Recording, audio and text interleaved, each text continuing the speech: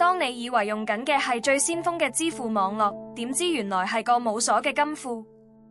Foundation 同 Citadel 21呢啲響當當嘅名，啲 Lightning 節點俾人清代，到底係俾人偷咗幾多錢？冇人知，官方連個數都唔敢報，呢啲咪係典型嘅科技公關災難咯。單嘢係咁嘅，有攻擊者成功入侵咗佢哋嘅 Lightning 節點，啲資金就咁流走。官方到而家都支吾以對，淨係話受影響嘅營運商數目同損失金額未明。講呢啲咪係技術上嘅鴕鳥政策咯。佢哋個安全漏洞就好似你喺深水埗買咗部最新嘅智能門鎖，裝好晒，但原來個鎖膽係用萬能膠黐住，俾人一擰就開咁兒戲。連最基本嘅節點安全配置同監察都做唔好，仲話自己係 Web3 基建先鋒。呢啲唔係技術失誤，係態度災難。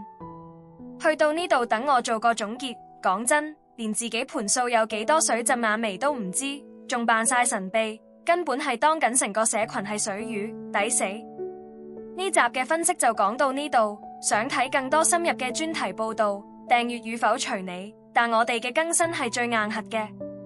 下集見。